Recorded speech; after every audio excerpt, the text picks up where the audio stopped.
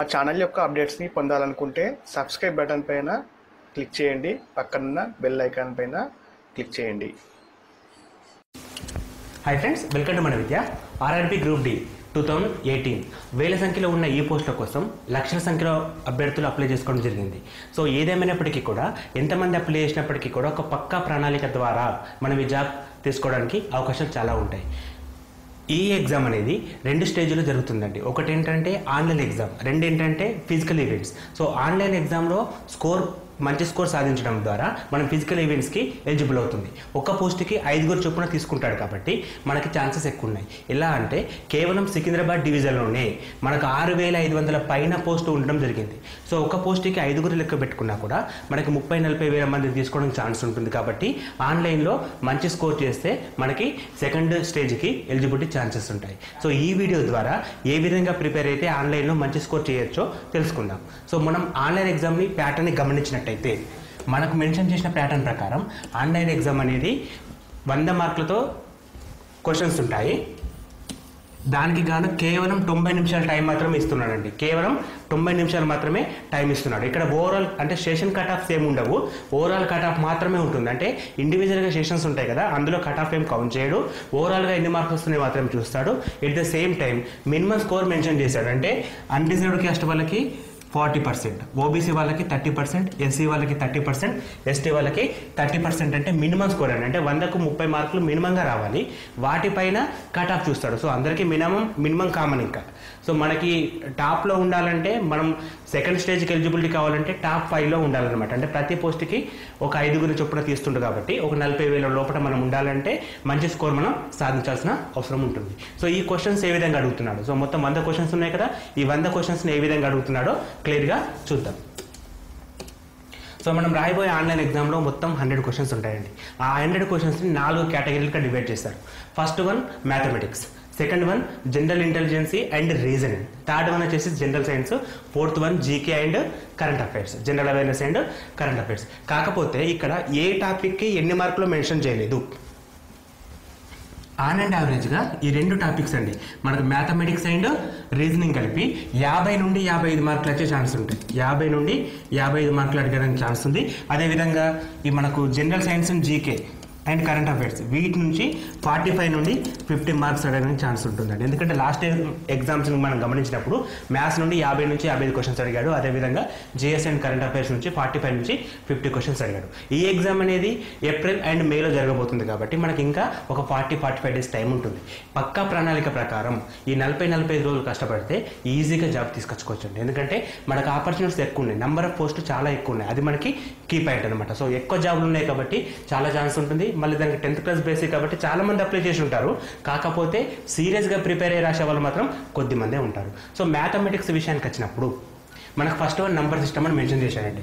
ఇక number system అంటే జనరల్గా నంబర్స్ పైన అడిగే ప్రాపర్టీస్ మనకి బోర్డ్ మాస్ రూల్స్ కావచ్చు, లేదా నంబర్స్లో types of numbers like real numbers అంటే సహజ సంఖ్యలు, వాస్తవ సంఖ్యలు, అటువంటి వాటి నుంచి మొదలు పెడితే చిన్న చిన్న టాపిక్స్ ఉంటాయండి. ఒక 10-15 రకాల మెథడ్స్ ఉంటాయి. ఆ మెథడ్స్ పైన నంబర్ సిస్టమ్లో అడుగుతాడు. బోర్డ్ మాస్ అంటే సింప్లిఫికేషన్ పర్పస్ అడుగుతాడండి. డెసిమల్స్ ఉంటాయి, at the same time fractions ఉంటాయి. ఎల్సిఎం హెచ్సిఎఫ్ గురించి మాట్లాడాల్సి వస్తే మనకి 3 రకాల మెథడ్స్ క్వశ్చన్స్ ఉంటాయండి. ఎల్సిఎం అండ్ హెచ్సిఎఫ్ నార్మల్ నెంబర్స్కి ఫైండ్ అవుట్ చేయడం, ప్రైమ్ ఫ్యాక్టర్స్కి ఫైండ్ అవుట్ చేయడం అండ్ ఫ్రాక్షన్స్కి ఫైండ్ అవుట్ చేయడం. ఇటువంటి క్వశ్చన్స్ ఎల్సిఎం మీద అడుగుతాడు. రేషియో ప్రపోర్షన్ పైన మోస్ట్లీ ఒక 10 మోడల్స్ క్వశ్చన్స్ ఉంటాయండి బేసిక్ లెవెల్. ఎందుకంటే ఇది 10th క్లాస్ లెవెల్ ఎగ్జామ్ కాబట్టి మనకి బేసిక్ లెవెల్ క్వశ్చన్స్ అడిగేదానికి ఛాన్స్ ఉంటుంది. పర్సంటేజ్ క్వశ్చన్స్ కావచ్చు. సో పర్సంటేజ్ టాపిక్ని మనం ఒక 3 క్లాసులు మనం ఎక్స్ప్లెయిన్ చేస్తామండి. పర్సంటేజ్ పైన బేసిక్స్ పైన ఉంటుంది, ఎగ్జాంపుల్స్ ఉంటుంది, మోడల్ క్వశ్చన్స్ ఉంటాయి. సో అటువంటి పర్సంటేజ్ టాపిక్ తీసుకోవచ్చు. ఇంకా మనకు మెన్సురేషన్ వచ్చేసరికి కంప్లీట్గా ఏమేమి వస్తాయంటే మనకి స్క్వేర్ రావచ్చు, 2 డైమెన్షన్ 3 డైమెన్షన్. సో 2 డైమెన్షన్ మనకి స్క్వేర్ ఉంటుంది, రెక్టాంగులర్ ఉంటుంది. సో ఆ విధంగా సర్కిల్ వస్తుంది. 3 డైమెన్షన్కి వచ్చేసరికి క్యూబ్ వస్తుంది, క్యూబాయిడ్ వస్తుంది అండ్ స్పియర్, గోళము అటువంటి రావడం జరుగుతుంది. టైమ్ అండ్ వర్క్ క్వశ్చన్స్ అడుగుతాడు, టైమ్ అండ్ డిస్టెన్స్ క్వశ్చన్స్ అడుగుతాడు, సింపుల్ ఇంట్రెస్ట్, కాంపౌండ్ ఇంట్రెస్ట్ అంటే చక్రవడ్డీ, బార్ వడ్డీ పైన క్వశ్చన్స్ అడుగుతాడు, లాభ నష్టాలు, ప్రాఫిట్ అండ్ లాస్ పైన అడుగుతాడు, ఆల్జీబ్రా క్వశ్చన్స్ ఉన్నాయి. జామెట్రీలో కూడా బేసిక్స్ మాత్రమే అడుగుతాడండి, ఎక్కువ డెప్త్కి వెళ్ళకండి. జామెట్రీలో బేసిక్ అంటే త్రిభుజాలు బట్టి ధర్మాలు, కొలతల పైన క్వశ్చన్స్ అడగడానికి ఛాన్స్ ఉంటుంది. త్రికోణమితి వచ్చేసరికి వెరీ సింపుల్ క్వశ్చన్స్ మాత్రమే ఉంటాయి. చాలా మంది త్రికోణమితి అడగానే భయపడి ఆ టాపిక్ని పక్కకు పెట్టేస్తారు. త్రికోణమితిలో మనకు అడిగే క్వశ్చన్ చాలా సింపుల్గా ఉంటాయి. ఈవెన్ వాటి డెఫినేషన్ డెఫినేషన్ నుంచి కూడా క్వశ్చన్స్ అడగడం ఛాన్స్ ఉంటుంది. ఇక్కడ 1 నుంచి 2 క్వశ్చన్స్ వచ్చే ఛాన్స్ ఉంటాయి. త్రికోణమితిలో 1 or 2 క్వశ్చన్స్ రావడానికి ఛాన్స్ ఉంటుంది. అదేవిధంగా ఎలిమెంటరీ స్టాటిస్టిక్స్ అంటే మనకి సాంఖ్యాక శాస్త్రం అనే టాపిక్ ఒకటి ఉంటుందండి. ఆ టాపిక్ పైన క్వశ్చన్స్ అనేవి ఫామ్ కావడం జరుగుతుంది. స్క్వేర్ రూట్ లాజిక్స్ కావచ్చు, ప్రాబ్లమ్స్ అండ్ ఏజెస్. క్యాలెండర్ పైన ఒక క్వశ్చన్ కంపల్సరీ వస్తుంది. క్లాక్స్ నుంచి ఒక క్వశ్చన్ కంపల్సరీ వస్తుంది. పైప్స్ అండ్ స్ట్రీమ్స్ అంటే మనకి పైప్స్ అండ్ సిస్టమ్స్ నుంచి కూడా క్వశ్చన్స్ అడగడం జరుగుతుంది. సో ఈ విధంగా మ్యాథమెటిక్స్ నుంచి ఒక 25 నుంచి 30 క్వశ్చన్స్ రావడానికి ఛాన్స్ ఉంటుందండి. 25 నుంచి 30 క్వశ్చన్స్ రావడానికి ఛాన్స్ ఉంటుంది. సో ఈ 30 క్వశ్చన్స్ని కూడా మనం ప్రతి టాపిక్ పైన క్లాసెస్ మనం అప్లోడ్ చేయడం జరుగుతుంది. సో మన ఛానల్లో ఇప్పటి నుంచి క్లాస్ 1, క్లాస్ 2, క్లాస్ 3 అట్లా ఒక టాపిక్ పైన ఒక వీడియో దానికి ప్రాక్టీస్ బిట్స్ అనేవి ఫ్రీ ఆఫ్ కాస్ట్ తోటి మీకు అందించడానికి రెడీగా ప్లానింగ్ జరుగుతుందండి. అదేవిధంగా మనకి సెకండ్ టాపిక్ తీసుకుంటే రీజనింగ్ అండి. ఈ రీజనింగ్లో 2 రకాలు ఉంటాయి. Verbal, non verbal. అంటే డయాగ్రామటికల్ రిప్రజెంటేషన్ డేటా ఒకటి ఉంటుంది, లేదు సిరీస్ అంటే జస్ట్ నంబర్స్ న్యూమరికల్ డేటా ఒకటి ఉంటుంది. సో మనకి డయాగ్రామ్స్ అనేవి చాలా ఇంపార్టెంట్ అండి. ఆర్ఆర్బీలో డయాగ్రామ్స్ పైన క్వశ్చన్స్ ఎక్కువ ఉంటాయి. బట్ నాన్ వర్బల్స్ అంటాం మనం. నాన్ వర్బల్ రీజనింగ్ చాలా వరకు ఇక్కడ మనకి అడగడానికి ఛాన్స్ ఎక్కువ ఉంటుంది. ఆన్లైన్ ఎగ్జామ్ పైన అయినప్పటికీ కూడా డయాగ్రామ్స్ అంటే మిస్సింగ్ లెటర్స్ మనకి కొన్ని సింబల్స్ ఇస్తాడు. ఈ విధంగా ఈ సింబల్స్లో మనకి మిస్ అయిన సింబల్ ఏంటని చెప్పి క్వశ్చన్ అడగడం. సో ఇట్లా డిఫరెంట్గా వచ్చేసి ఇక్కడ ఏ వస్తుందని అడగడానికి నాన్ వర్బల్ రీజనింగ్ క్వశ్చన్స్ అంటామండి. ఈ క్వశ్చన్స్ చాలా వరకు అడగడానికి రైల్వేస్లో అవకాశం ఎక్కువ ఉంటుంది. సో ఇక్కడ మనకు మెన్షన్ చేసిన టాపిక్స్ వచ్చేసి అనాలజీ, తర్వాత alphabetical, numerical, series. Coding and decoding చాలా మందికి తెలిసిన విషయమే, కానీ దీనికి షార్ట్ కట్స్ ఉంటాయి. అండ్ మ్యాథమెటికల్ ఆపరేషన్స్ లైక్ అంటే సింబల్స్ తోటి ఆపరేషన్ ఏ విధంగా చేయడం, దాన్ని మ్యాథమెటికల్ ఆపరేషన్స్ అండ్ రిలేషన్షిప్స్ అంటాం. సిలాడిజం అనేది చాలా మందికి కన్ఫ్యూజ్ అవుతారు. కొన్ని బేసిక్ రూల్స్ ఉంటాయి. ఎటువంటి రూల్స్ లేకుండా ఏ విధంగా చేయాలి అనేది కూడా మనం ఎక్స్ప్లెయిన్ చేయడం జరుగుతుంది. జంబ్లింగ్ సెంటెన్సెస్ కావచ్చు, వెన్ డయాగ్రామ్స్ అంటే మనకి సమితుల సంబంధంలో వెన్ డయాగ్రామ్స్ ఉంటుంది. వాటి నుంచి కూడా క్వశ్చన్స్ ఫామ్ అవుతాయి. డేటా ఇంటర్ప్రిటేషన్ కావచ్చు, డేటా ఇంటర్ప్రిటేషన్ సఫిషియన్సీ కావచ్చు, conclusions and decision making, similarities and differences, analytical reasoning, classification, direction sense, statements and arguments, statements and assumptions. Different type of questions ఉన్నాయి. అన్ని basic level అడుగుతాడు. ఒక విషయం మర్చిపోకండి, మనం రాసేది గ్రూప్ డి లెవెల్. సో మనకి ఎట్లా ఉంటుందంటే 10th క్లాస్ బేసిక్ మీదే ఉంటాడు. ఇదే సేమ్ టైంలో మనకి ALP assistant loco pilot exam కూడా ఉంది. సో దానికి స్టాండర్డ్ కొంచెం ఎక్కువ ఉంటుంది. ఆ అడ్వాంటేజ్ ఏమిటి, ఇక్కడ కొంతమంది అంటే హయ్యర్ స్టడీస్ చదివిన వాళ్ళు ఆ ఎగ్జామ్కి వెళ్ళే ఛాన్స్ ఎక్కువ ఉంటుంది. కాబట్టి సో మనం ఇక్కడ ఫోకస్ చేస్తే ఈజీగా గెట్ అని కావచ్చు. ఇక జనరల్ సైన్స్ టాపిక్ వచ్చేసరికి చాలా చిన్న టాపిక్స్ మెన్షన్ చేసినాయండి. మనకి 8th, 9th, 10th up to 10th standard అంటే మనకి 8th class, 9th class, 10th class ఈ బుక్స్లో నుంచి ఫిజిక్స్, కెమిస్ట్రీ, లైఫ్ సైన్స్ అంటే బయాలజీ సైన్స్ అండి. సో లైఫ్ సైన్స్ అంటే బయాలజీ తీసుకోవచ్చు. సో ఈ 3 టాపిక్స్ 8th, 9th, 10th సంబంధించిన బుక్స్ మన దగ్గర ఉంటే స్టేట్ సిలబస్ అయినా సరే, సిబిఎస్ఈ సిలబస్ అయినా సరే, ఎటువంటి సిలబస్ అయినా సరే కామన్గా ఒక కాంతి అనే లెసన్ తీసుకుంటే కాంతికి ప్రమాణాలు ఏంటి, వాటి ప్రాపర్టీస్ ఏంటి, ఆ విధంగా నేర్చుకుంటే మనకి జిఎస్ నుంచి ఒక 20 క్వశ్చన్స్ అడగడానికి ఛాన్స్ ఉంటుందండి. ఆ 20 క్వశ్చన్స్ని ఈజీగా మనం అటెంప్ట్ చేయొచ్చు. ఇక కరెంట్ అఫైర్స్ అనేసరికి మనకి ఏప్రిల్లో ఎగ్జామ్ ఉంటుంది కాబట్టి ఏప్రిల్ కంటే ముందు 6 months లైక్ నవంబర్ నుంచి, అంటే లాస్ట్ ఇయర్ 2017 నవంబర్ నుంచి ప్రతి టాపిక్ నుంచి అంటే మనకి సైన్స్ అండ్ టెక్నాలజీ కావచ్చు, స్పోర్ట్స్ కావచ్చు, కల్చరల్ ఈవెంట్స్ కావచ్చు, పర్సనాలిటీస్ కావచ్చు, వీటిపైన మనం ఎక్కువ ఫోకస్ చేసి చదవాల్సిన అవసరం ఉంటుంది. అదేవిధంగా ఎకనామిక్స్ ఉంది. అండ్ ఎకనామిక్స్ అంటే బడ్జెట్ పైన ఎక్కువ ఉంటుంది. పాలిటీ వచ్చేసరికి ఎట్లా అడుగుతారంటే మరీ డెప్త్ కూడా అడగడండి. బేసిక్ లెవెల్ నుంచి పాలిటీ అడగడం జరుగుతుంది. In other subject of important like important days ఉంటాయి. వాటిపైన కూడా క్వశ్చన్స్ ఫామ్ కావడం జరుగుతుంది. మొత్తం ఇక్కడ మనకి 100 క్వశ్చన్స్ ఉంటాయి. ఇంకొక ఇంపార్టెంట్ విషయం ఏంటంటే ఇక్కడ నేటివ్ మార్కింగ్ ఉంటుందండి. ఇక్కడ నేటివ్ మార్కింగ్ ఉంటుంది కాబట్టి ఆ నేటివ్ మార్కింగ్ కూడా మనం చేసే ప్రతి 3 తప్పులకు 1 మార్కు తక్కువ అవుతుంది. మనం 3 తప్పులు క్వశ్చన్స్కి తప్పు ఆన్సర్ చేస్తే 1 మార్కు మనకు వచ్చిన దాంట్లో డిడక్ట్ కావడం జరుగుతుంది. సో అది ఇంపార్టెంట్ కాబట్టి దాన్ని మీరు మర్చిపోకుండా జాగ్రత్తగా గుర్తుంచుకొని ఏ క్వశ్చన్కి కరెక్ట్ ఆన్సర్ అనిపించినప్పుడు మాత్రమే దానికి ఆన్సర్ని అటెంప్ట్ చేయండి. సో 90 నిమిషాలంటే కంపారిటివ్లీ తక్కువ టైం అనుకుంటాం, కానీ చాలా ఎక్కువ టైం అండి. కంపారిటివ్లో మనం ఐబీపీఎస్ ఎగ్జామ్ తీసుకున్నట్టయితే ఇదే 90 నిమిషాలలో మనం 200 క్వశ్చన్ చేయాల్సి వస్తుంది. ఇక్కడ కేవలం 100 క్వశ్చన్స్ మాత్రమే ఉంటాయి. దట్ స్టాండర్డ్ కూడా ఈజీగానే ఉంటుంది కాబట్టి టైం చాలా సరిపోతుంది. టైం గురించి ప్రాబ్లం లేదు.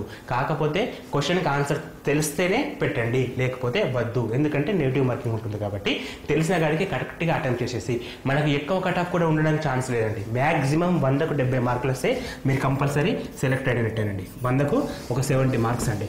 100కు ఒక 70 మార్క్స్ వస్తే ఆల్మోస్ట్ ఆల్ మనం సెలెక్షన్ లిస్ట్లో ఉండడానికి ఛాన్స్ ఉంటుంది. సో 100కు 70 ఈవెన్ 65 to 75 మధ్యలో కూడా మనం గెట్ చేయొచ్చు ఈ లెక్క ప్రకారం. సో ఇది మనకు లాస్ట్ ఇయర్ కట్ ఆఫ్స్ని గమనించినప్పుడు ఇందులో ఉన్న వాళ్ళంతా కూడా సెకండ్ లిస్ట్కి పీఈటీ సెకండ్ స్టేజ్కి సెలెక్ట్ అయ్యారు. సో సెకండ్ స్టేజ్ ఏంటంటే ఈవెంట్స్ అండి. సో అక్కడ ఈవెంట్స్ ఏ విధంగా ఉంటాయంటే మెన్స్కి ఉమెన్స్కి సపరేట్ చేశాడు. సో ఫిజికల్ ఈవెంట్స్ అనేవి 2 టైప్స్ చేస్తున్నారండి, మెన్స్కి ఉమెన్స్కి. సో మెన్స్కి వచ్చేసరికి